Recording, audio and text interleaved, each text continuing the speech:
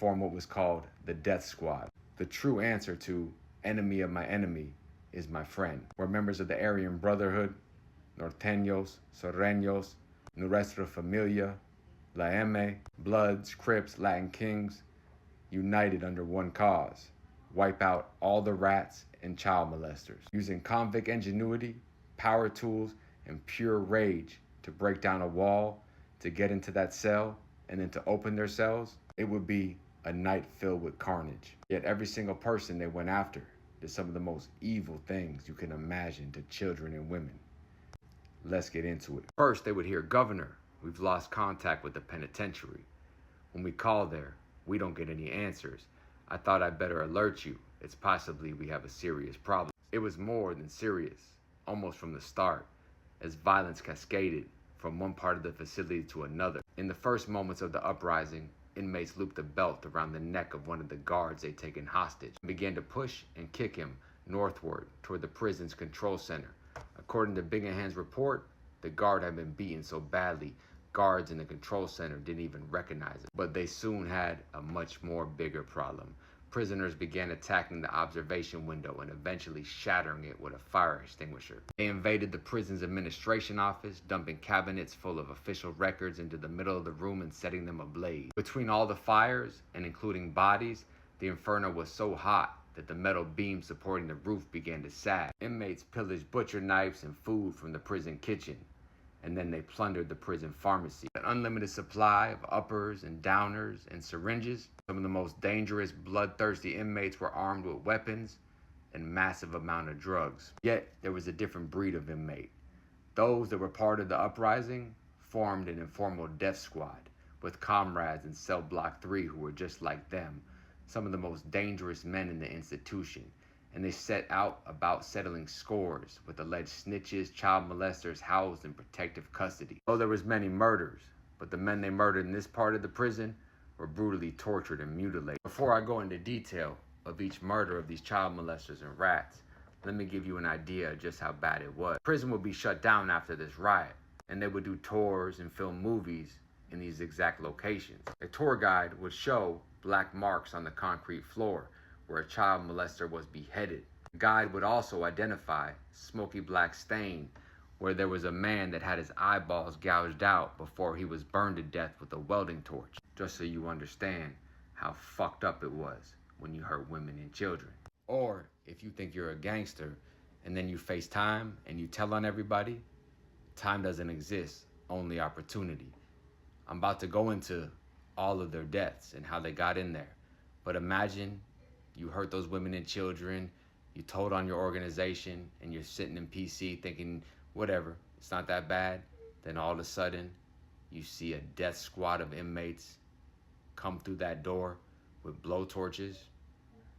And I don't condone anybody getting raped or hurt, but officers are known to brutally beat inmates, humiliate them, steal from them, just completely treat them inhumane. And it was documented that although corrections officers knew that some of the other guards were being beaten, stabbed, and sodomized, they clung to hope that the negotiations could last and at least save the hostages' lives. Now, know that none of that is right, and some of them are just sick as it is, but just understand something. When you turn a person into an animal that already has a lot of issues and is already a bad seed, what do you expect when the rabbit gets the gun? Let's get into what happened in C4. The formation of the death squad started. In every riot, people separate into groups. People hide, people run, people loot, and people go to war. This riot was no different because these warriors had a real target. They weren't trying to sodomize or go after civilians or COs. They were going after child molesters, informants, and rats who either hurt women and children or were part of their organization and dropped out and told on them. It's true, the enemy of my enemy is my friend. It is alleged that the Aryan Brotherhood, the Mexican Mafia, La M, Sureños, Southsiders, Norteños, black organizations like the Bloods and the Crips, Nuestra Familia, Latin Kings, and just independent inmates doing a lot of time, some not even doing a lot of time, that wanted to get vengeance for those kids and others for their criminal organization. Subblock 4 housed protective custody, snitches, informants, rapists, violent child abusers, hidden inmates, gang dropouts, the bottom of the bottom. It was like a fortress, steel grille gate, barred corridor, locked security door, old drywall enforcement, emergency barrier, while other inmates looked for drugs and hostages and to do all types of just disgusting behavior. The death squad got welding torches, pipes, chair legs, fire extinguishers, pry bars, sledgehammers, and stolen keys. They hit the grill gate first. Pipes bent the bars. Sledgehammer broke the locking slot. Next door, they would torch the hinge. Metal glowed, orange dropped, and it fell apart. The panel dropped, so they ripped it open and tore the wires out until the spark died. Finally, the drywall barrier. It was old, it was cracked. They smashed through it with the legs of the desk and broken toilet. When cell block 4 opened, the screaming began. Not from the attackers, but from the men on the inside. Victor Hale, convicted of child abuse material. The Aryan Brotherhood would torch the hinge, open the cell. Hale tried to crawl under his bunk, begging for his life, gripping metal so hard his nails scraped the floor. His voice would crack as he begged, but AB heard nothing. They dragged him out by his ankles, covered it in an accelerant, lit the cell on fire, and locked him in there. Hale died from the smoke inhalation. Leonard Strick, convicted of violent child abuse. As they used metal bars to pry open the lock, Leonard Strick, convicted of violent child abuse. They would use metal bars to pry open the locks. Strick backed into the corner, shaking in fear, frozen in fear, hands shaking uncontrollably, a forearm around his throat, ended his life as they strangled him. Harold Hitch Carson, who told on a homicide. The Black Car, aka the Bloods and Crips, would kick his door down. He begged for forgiveness, throwing up paperwork, trying to have them read it to prove his innocence. Yet, nobody heard anything, and he'd be viciously stabbed to death. Convicted child killer Samuel Dre would meet his death by the Norteños. They would use a torch to melt the door hinges and get it open.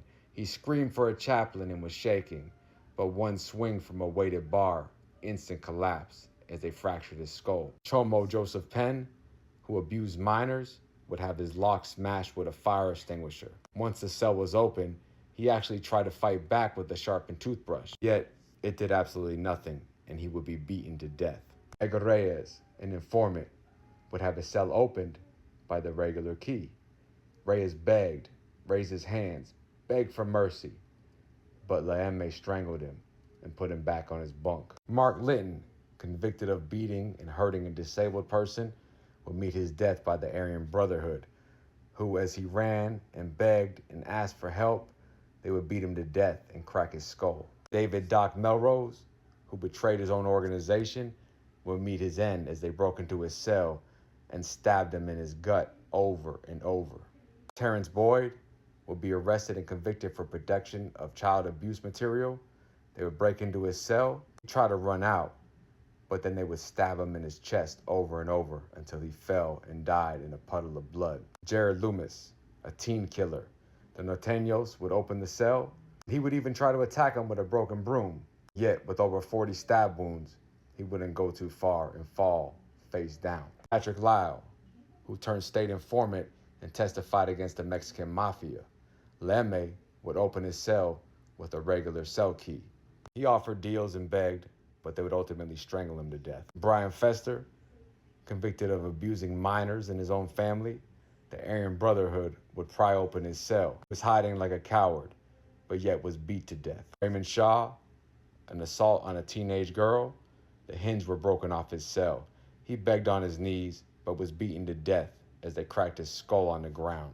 Cole Raddick, convicted child killer, the Norteños would yank him from under the bunk. While he was praying, they wrapped a sheet around his neck and strangled him. Ezekiel Marsh, who became an informant, his own gang would kill him and stab him to death in his cell. Nolan Price, who was selling child abuse material that he made on his own, snuck out of his cell hiding in a laundry cart.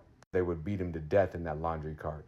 Eventually, it all ended. With 33 people dead, 15 of those child molesters, leave our women and children alone. Stay out, stay free.